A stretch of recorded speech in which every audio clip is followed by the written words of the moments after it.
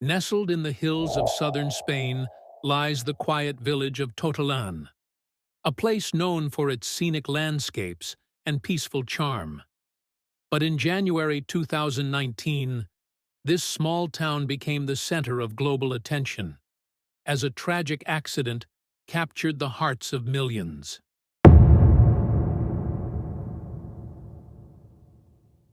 It was January 13th, 2019. José Roselló and Victoria Garcia, along with their 2-year-old son Julen, spent the day with family and friends at a rural property. While the adults prepared lunch, Julen played near the group, his curious nature leading him to explore the open land. In just seconds, tragedy struck.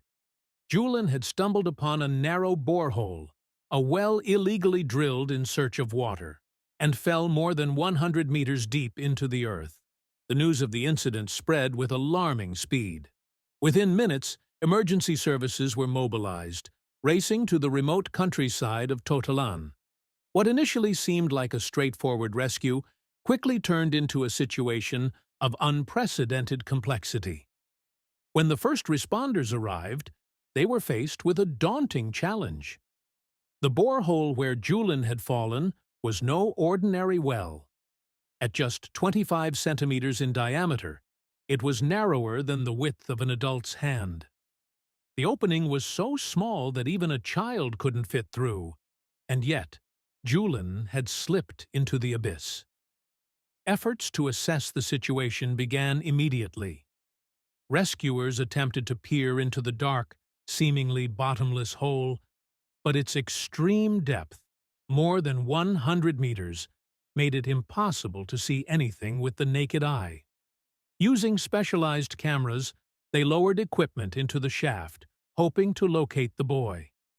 What they found only deepened their concern. At approximately 71 meters, a blockage of compacted earth and stones had formed, likely caused by the force of Julen's fall. This obstruction not only made it impossible to confirm his exact location, but also presented a dangerous new problem. Disturbing the debris could risk sending more material down the shaft, potentially harming the child if he was still alive. The responders quickly realized that this was no ordinary rescue operation. The borehole, which had been drilled illegally in search of water, lacked proper reinforcements or safety measures. Its crude construction added another layer of danger to an already precarious situation. Any wrong move could destabilize the well, causing it to collapse further. Despite the overwhelming odds, the rescuers remained focused. Teams from the Guardia Civil, local fire departments, and emergency medical units worked tirelessly to stabilize the area, while engineers and geologists were called in to evaluate the terrain. The rugged landscape of Totalán, with its rocky, uneven ground, posed additional challenges for the equipment needed to navigate such a delicate rescue. As the hours passed, word of the incident began to reach beyond the immediate area. News outlets picked up the story, and soon the entire country of Spain was glued to their screens, anxiously awaiting updates. For those on the ground, however, the gravity of the situation became clearer with each passing moment.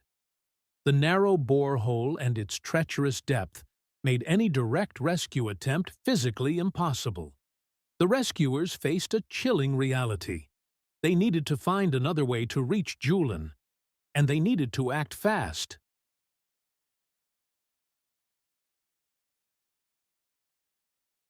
As the hours turned into days, an entire nation held its breath. The quiet village of Totalán had transformed into the epicenter of a rescue operation that now gripped not just Spain, but the entire world. Television networks broadcast live updates, social media exploded with messages of support, and vigils were held in towns and cities across the country. Every citizen seemed to feel the weight of Julen's plight, as if he were a child they all knew and loved. On the ground, the atmosphere was tense but resolute. Engineers, miners, geologists, and volunteers worked tirelessly, pooling their expertise to overcome what seemed like an insurmountable challenge. The complexity of the situation required constant problem-solving, recalibration, and, above all, determination.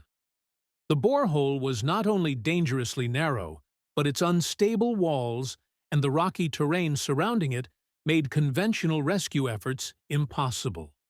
As the hours stretched into long, sleepless nights, the question loomed: how could they reach Julen in time? The proposed solution was ambitious, unprecedented in scope, and fraught with difficulty. A parallel tunnel would need to be drilled alongside the borehole. From this new tunnel, rescuers could then dig horizontally to reach the point where Julen was believed to be trapped. But even this plan was not without risks. The terrain was composed of hard, compact rock, which slowed the drilling process to a crawl, while any miscalculation could lead to further collapses within the borehole. The logistics were staggering. Specialized drilling equipment, including massive industrial rigs, had to be transported to the site. Roads leading to the remote area were reinforced to handle the weight of the machinery, while cranes and excavators worked around the clock to clear the ground and create stable platforms for the drilling operation. The rescue effort was now a race against time, but it was also a test of human ingenuity and endurance. Engineers devised precise calculations to ensure that the parallel tunnel would align perfectly with the borehole. This alignment was crucial. Even the smallest deviation could delay the rescue or make it impossible to reach Julen. To speed up the process, workers employed advanced laser guidance systems and GPS technology, all while battling the challenges posed by the rugged terrain. Hundreds of people joined the effort, each contributing their skills and resources. Among them were the Brigada de Salvamento Minero de Asturias, a highly skilled team of miners known for their expertise in dangerous underground operations.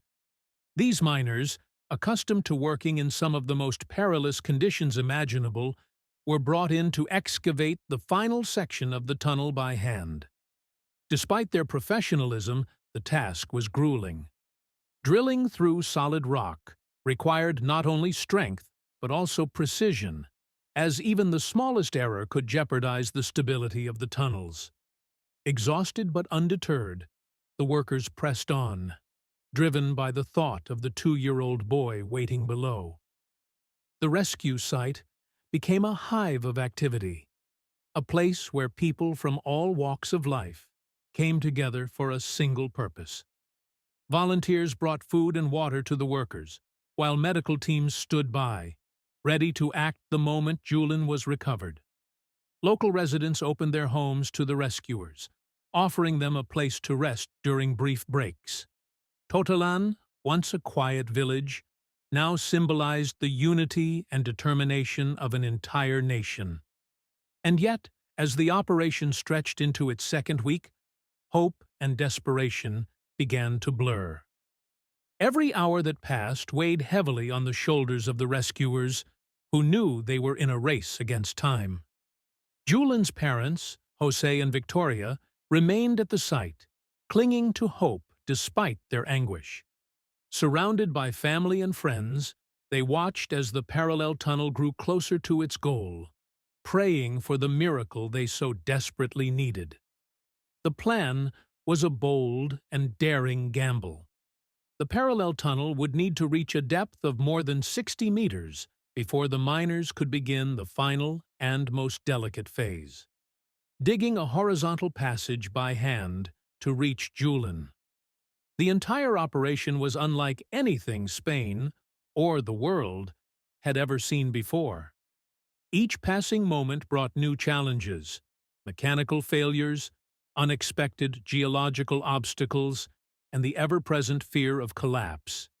Yet, despite everything, the rescuers pushed forward, inch by painstaking inch. They were determined to bring Julen back, no matter the cost. After 13 grueling days of relentless effort, The rescue team finally reached the bottom of the tunnel in the early hours of January 26, 2019. It was a moment that had been painstakingly prepared for, one that carried the hopes of an entire nation. Every calculation, every centimeter of digging, and every sleepless hour had led to this point. The final phase of the operation had been entrusted to the Brigada de Salvamento Minero de Asturias, a team of elite miners known for their skill and bravery in the most dangerous and delicate underground operations. These men, accustomed to working in extreme conditions, faced one of the most challenging and emotionally charged missions of their careers. The last meters of the tunnel could not be drilled by machines. They had to be excavated manually. Equipped with small tools, chisels, and picks, the miners worked in confined spaces, often lying flat on their stomachs to chip away at the rock. The temperature in the narrow tunnel was suffocating, and oxygen had to be carefully monitored to ensure their safety. Dust filled the air, clinging to their skin, and making every breath a challenge. Yet, despite the physical and mental toll, the miners pressed on. Each stroke of their tools was deliberate and careful, for the final passage led directly to where Julen was believed to be. There was no room for error. Even the slightest mistake could risk destabilizing the tunnel or causing a collapse. The atmosphere above ground was electric with anticipation. Families, journalists, and rescue teams stood in silence, waiting for news.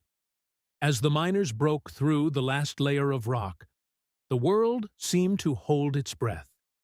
The rescuers knew they were just moments away from reaching Julen. When the miners finally reached the bottom of the borehole, they found him. But their discovery brought no solace. The news was devastating. Julen had not survived the fall. The impact had been fatal, and the signs indicated that he had passed away almost instantly after his descent. The rescuers, who had given everything to bring Julen back, were overcome with grief. These men, hardened by years of dangerous work, wept as they emerged from the tunnel. They had hoped to deliver a miracle, but instead they carried the weight of a tragic reality. For Julen's parents, the news was shattering. Their worst fears had been confirmed, and the unimaginable pain of losing their second child was now a reality. Just a few years earlier, they had buried their first son, Oliver, who had passed away from a congenital heart defect. Now, they faced the unbearable loss of their youngest child. The entire nation mourned alongside José and Victoria. Vigils were held in cities across Spain, where people lit candles and left flowers in memory of Julen. Messages of condolences poured in from around the world. While the operation had ended, the emotional impact of those 13 days would linger for years to come. Above all, the efforts of the hundreds of rescuers, miners, engineers, and volunteers were not in vain. They demonstrated the power of human compassion and determination, even in the face of insurmountable odds.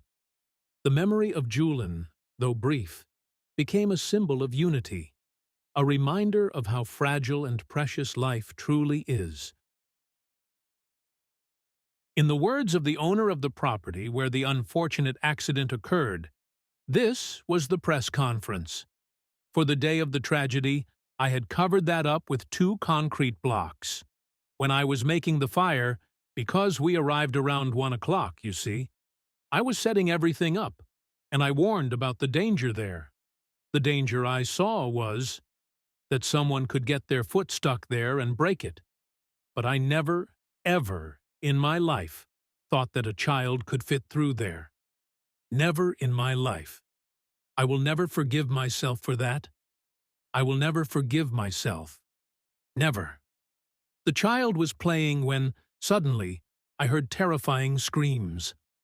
I went over to where everyone was heading, and that's when I saw what had happened. That child had slipped between the 2 blocks, and had disappeared.